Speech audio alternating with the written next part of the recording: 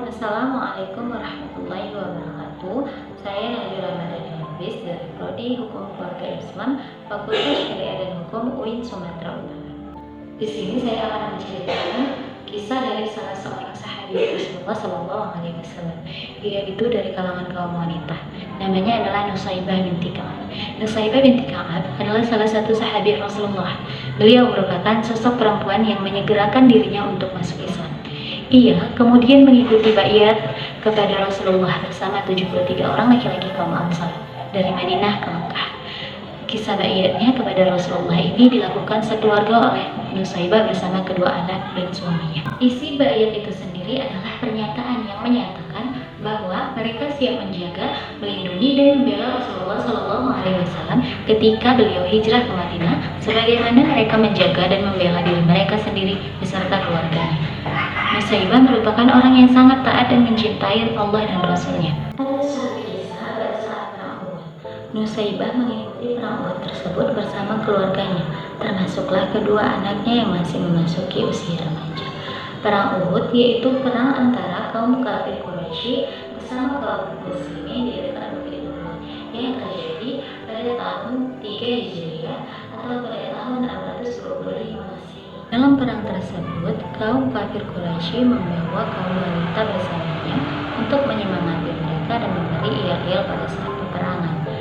Begitupun juga kaum muslimin juga membawa wanita bersamanya.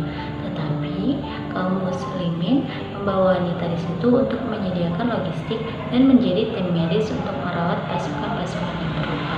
Maka awalnya di sini Nusaybah hanya menjadi tim medis yang merawat pasukan-pasukan perang yang terluka. Namun saat perang tersebut kaum Quraisy jauh lebih banyak pasukannya daripada kaum muslimin. Hingga pada saat yang tak terduga, ketika kaum kafir Quraisy menyerang, kaum muslimin ketakutan dan semuanya lari ke Bukit Uhud untuk menyelamatkan dirinya masing-masing. Tetapi pada saat itu juga Nusaybah langsung teringat kepada Rasulullah.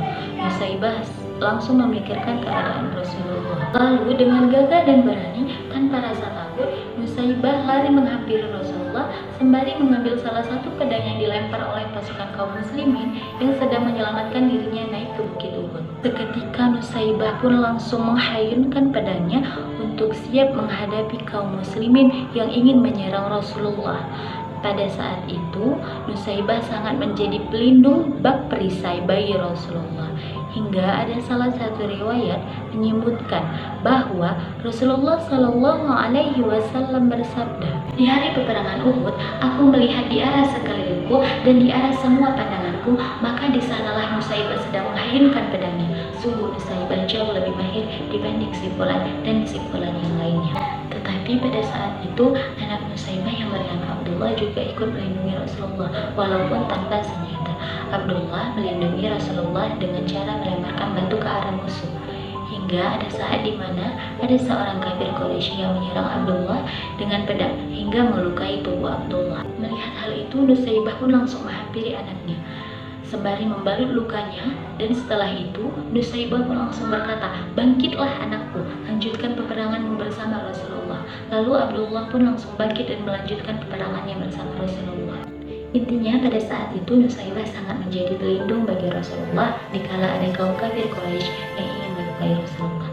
Bahkan ada riwayat yang mengatakan bahwa Nusaybah terluka setidaknya ada 12 luka dan tusukan pedang yang mengenai tubuhnya hingga tubuhnya cedera parah. Namun Nusaybah sendiri tidak menghiraukan lukanya, bahkan ia tidak mengeluh sama sekali kepada Rasulullah. Ia hanya mengharapkan Rasulullah selamat dan tidak terjadi apa-apa pada diri Rasulullah. Lalu ada suatu ketika Rasulullah mengunjungi Nusaybah pada saat ia cedera dan terluka parah. Lalu Rasulullah bertanya kepada Nusaybah, ya Ummu Ummarah, apakah yang kau harapkan dari semua perjuanganmu ini?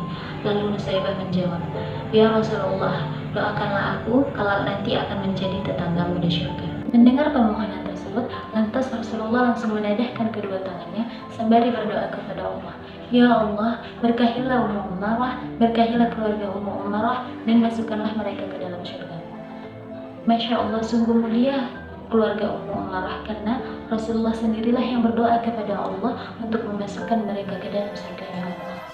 Lalu pada saat Rasulullah SAW sudah wafat, Nusaibah masih terus berjuang dan mengikuti perang-perangan.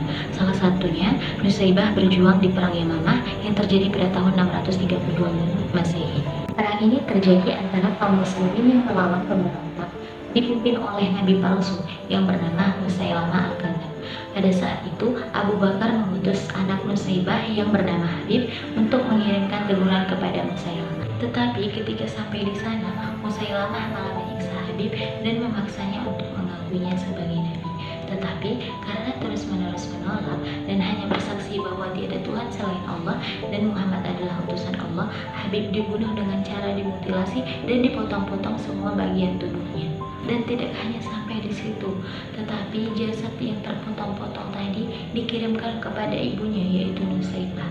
Melihat hal itu, Nusaibah sangat sedih, hatinya hancur berkeping-keping. Tetapi di sisi lain dia juga bahagia karena dia yakin anaknya itu meninggal dalam keadaan syahid. Lalu setelah beberapa waktu terjadilah perang Yamamah, yaitu perang melawan Musailamah. Saat itu Nusaibah meminta izin kepada Abu Bakar untuk mengikuti perang tersebut dan Abu Bakar pun mengizinkannya. Hal yang paling diincar oleh Nusaibah pada saat itu satu-satunya adalah Musailamah.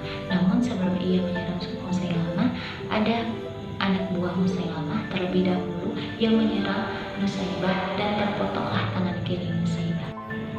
Tetapi hal itu tidak meruntuhkan semangat juang Nusaibah. Nusaibah baru berhenti berjuang saat ia telah mengetahui bahwa Musailamah telah tewas pada saat peperangan Yamamah tersebut. Dan perang Yamamah ini adalah perang terakhir yang diikuti oleh Nusaibah karena setahun setelahnya, tepat pada tahun 13 Hijriah, Nusaibah telah wafat. Kematian Nusaibah begitu sangat disambut oleh ribuan para malaikat karena mulianya pengorbanan Nusaibah semasa hidup. Dari kisah-kisah tersebut, Nusaibah mendapatkan dua julukan. Yang pertama adalah Ummu Imarah, yaitu yang dijuluki sebagai Farisa dan Pelindung Rasulullah. Yang kedua adalah Singa Betina Merah.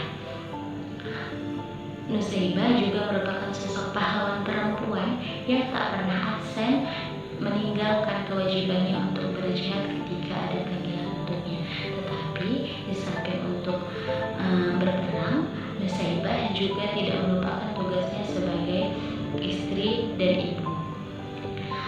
Dari kisah-kisah ini, hikmah yang dapat diambil adalah bahwa kita harus selalu berjihad dan berjuang di jalan Allah, mau bagaimana situasi dan kondisinya. Kemudian kisah ini juga mematahkan pendapat bahwa perempuan itu lemah dan tidak bisa diandalkan dalam peperangan melawan musuh, karena Nusaibah sendiri adalah bukti yang nyata. Baik, sekian kisah yang dapat saya ceritakan. Semoga kita semua dapat mengambil pesan-pesan dan nilai-nilai dalam kisah ini. Mungkin sekian yang bisa saya sampaikan. Apabila ada kesalahan, mohon dimaafkan. Akhirul kalam, wassalamualaikum warahmatullahi wabarakatuh.